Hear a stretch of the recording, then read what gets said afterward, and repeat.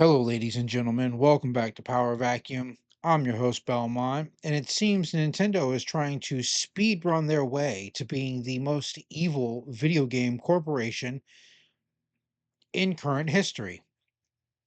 We have this from GameFile. Nintendo warns it may brick Switch systems whose users bypass, modify, decrypt, defeat, tamper with their games and services. The Mario Maker just updated its user agreements to also warn of potential service discontinuations and to acknowledge how it may monitor Switch users' online chats.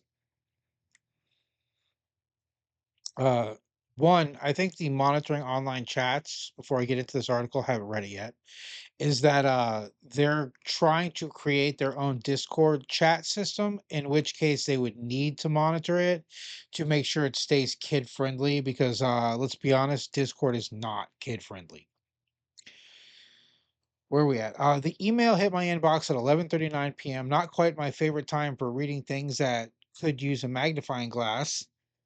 There are exceptions. I don't want to click that. Uh, it was time for me to click some links and squint. Good thing I looked. Nintendo has made quite a few edits to the two main agreements it has with customers. Some are quite timely, seemingly in response to recent legal changes and challenges. Some of them are, let's say, very consistent with Nintendo's clear concerns these days. Most of the changes, just over 100 edits by my count, 100 different edits to their terms of service. That's not a small change. That's a pretty big change. Were made to the Nintendo Account User Agreement, a digital document that people click on in order to use online connected Nintendo services. Those services include the Switch's eShop Marketplace, the Nintendo Switch Online subscription service, and any digitally purchased games. For users who don't play games off cartridges and instead play their Mario, Zeldas, and Animal Crossings via copies to pay to download, the Nintendo Account Agreement covers pretty much the sum total of using the Switch. Three bigger changes also caught my eye. First, the most strongly worded change from Nintendo amid their swath of updates is a major expansion of the company's long-standing warning to the gamers it seems most frustrated with these days. Those who hack or modify its consoles and games, run emulators, and, in Nintendo's assessment, foment piracy. I didn't know. Can you run an emulator on the Switch console? That's nuts. Well, okay. They're talking about cards now that I think about it, which you just put into the game um, slot for the cartridge slot, and there are emulators for that now that I think about it. I've covered those in the past. Uh, but for some reason, my mind went straight to downloading an emulator, but that's not how most emulators work. They are external devices that you hook up. Nintendo's old user agreements, effective since April 2021, said you are not allowed to lease, rent, sublicense, publish, copy, modify, adapt, translate, reverse engineer, decompile, or disassemble all or any portion of the Nintendo account service without Nintendo's written consent or unless otherwise expressly permitted by applicable law. Here's the new way more intense version, complete with the potential punishment of your Switch being bricked by Nintendo. New parts boldly added by me. Okay, Newport's bolded by me. Sorry, I'm adding my own context. I was like, why are you adding words? The so he well, I say he. Who even wrote this article? Stephen Totilo. Okay, yeah. So he highlighted or bolded everything that's new, which it seems like there's more new than old. So let's dive into this change. Without limitation, you agree that you may not A, publish, copy, modify, reverse engineer, lease, rent, decompile, disassemble, distribute, offer for sale, or create derivative works of any portion of the Nintendo account services. B, bypass, modify, decrypt, defeat, tamper with, or otherwise circumvent any of the functions or protections of the Nintendo account services, including through the use of any hardware or software that would cause the Nintendo account services to operate other than in accordance with its documentation and intended use. C, obtain, install, or use any unauthorized copy of Nintendo's account services. Or D, exploit the Nintendo account services in any manner other than to use the item in accordance with the applicable documentation and intended use in each case, without Nintendo's written consent or express authorization, or unless otherwise expressly permitted by applicable law. You acknowledge that if you fail to comply with the foregoing restrictions, Nintendo may render the Nintendo account services and or the applicable Nintendo device permanently unusable in whole or in part. Wow. Yeah, break your console. Like, congratulations, your console's dead. Phew, you got that? There are a few other notable changes I'll get to in a moment, but let's look at what they're saying here.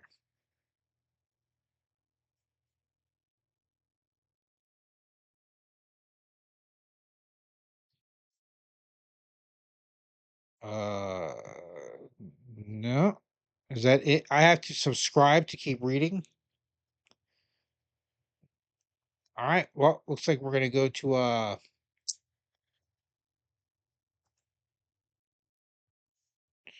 I think IGN covered this, so we're gonna go read theirs. Um so we're just gonna skip the first part of their article here, as spotted by GameFile. Well, you know what? No, we're just gonna dive into this article as well. How do they word it? Nintendo revised user agreement, and if you break it, Nintendo reserves the right to break your Switch.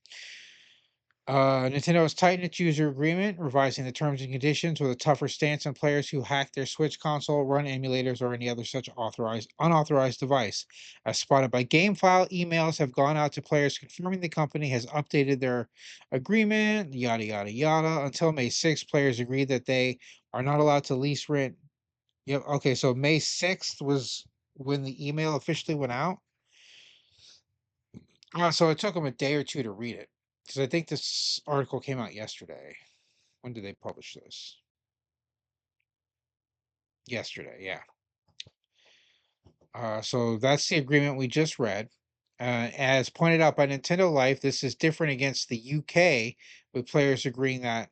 Oh, so the UK agreement is any digital projects products registered to your Nintendo account, and any updates of such digital products are licensed only for personal and non-commercial use on a user device. Digital products must not be used for any other purpose, in particular with NOE's written consent.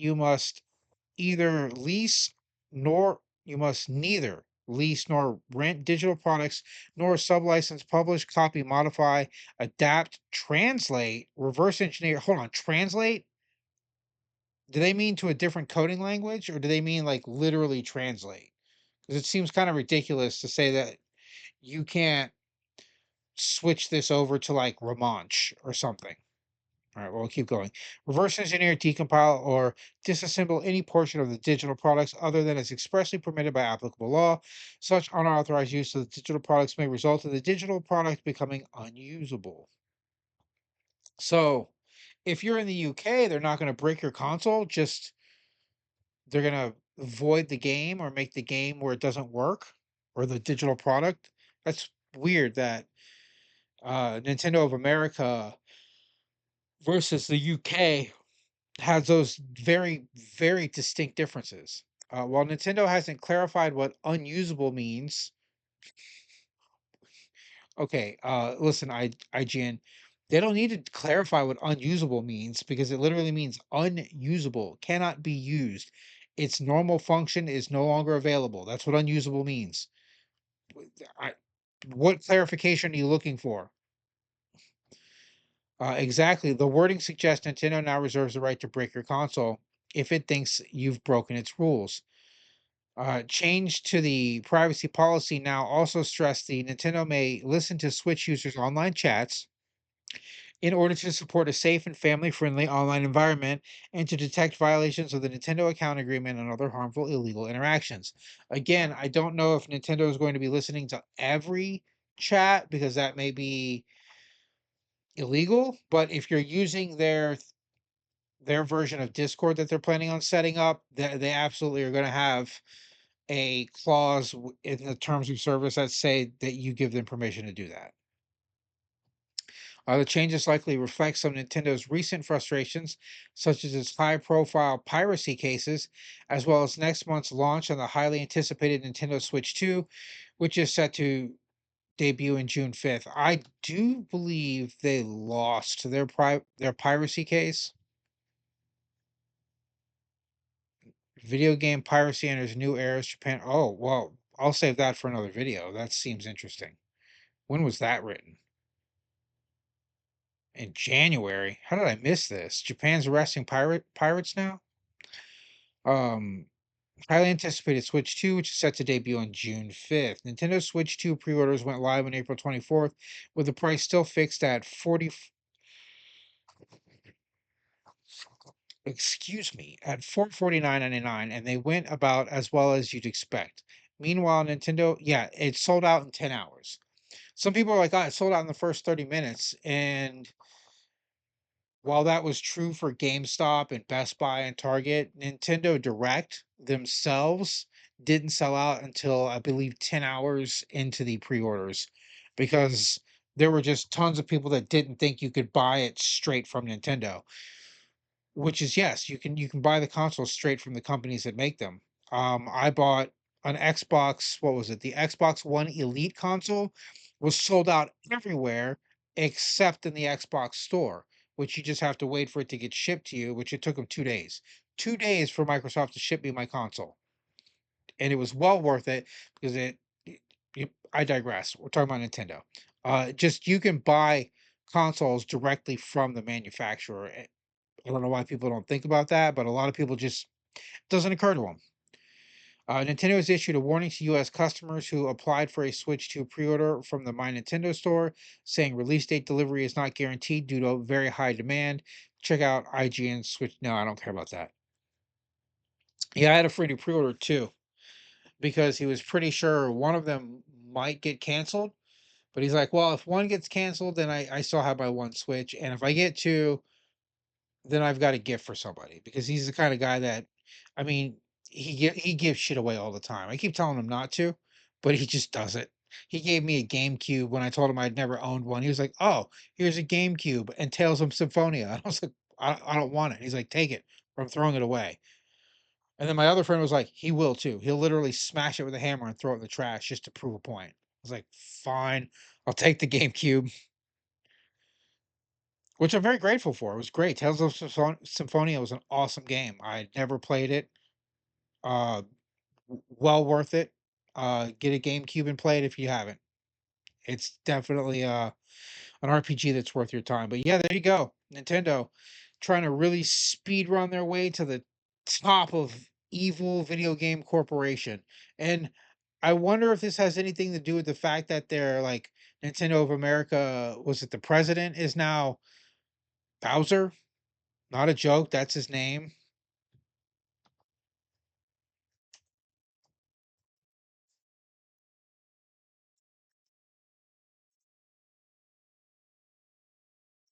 I believe that's his name. We're looking it up real quick. Doug Bowser, president of Nintendo of America. What were they thinking? So they hire this guy named Bowser, and suddenly they start doing the most heinous evil shit. Coincidence, Nintendo? We'll see, but this is not a good look for them. Nintendo has been embroiled in some petty lawsuits, petty retroactive what are they called? I just covered this. Not the copyright, trademarks and patents, busting piracy, breaking consoles now, increasing the price of their games to $80, even if they're digital downloads. Like if you're going to do a if you're going to increase your prices to 80, which by the way, this has been a long time coming. The cost of making a video game compared to what it was when the prices went up from 40 to $60 is vastly increased. So I've been waiting for this ball to drop, but if you're going to release a game digitally and physically, charge more for the physical copy, but charge less for digital. It's just a download, and now you have reserved the right to like render it useless. People shouldn't be paying $80 for stuff that you're going to delete off their console for them or effectively destroy. Like all it takes is one line of code to be removed, and your game is completely useless. You log in, it says, "Hey, we're updating this game," and by updating it, we mean we're making it where you can't play it anymore. They just, I don't know. They're really really losing it. This is the best thing they did right here. If you're looking on screen, they got Paul Rudd. They brought him back to market another console, which, for those of you that are old enough to remember, Paul Rudd was the kid in the Super Nintendo commercial that released here in America. So he was pretty much one of the first people to market the super. I think he was the first person to market the console here in America, and now they're using it for the Switch too. When I saw the commercial, I was like, you know, that's kind of kind of nice. They went full circle there. They brought Paul Rudd back to sell Nintendos again. I thought it was a genius move. Paul Rudd seems like he's a genuinely nice person. Never met him, but I know a couple people that have, and they had good interactions with him. But there you go. Nintendo just adding to the pile of evil shit that they've been up to.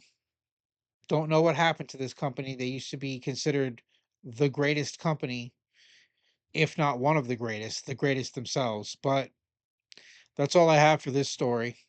This is your host, Belmont, signing out.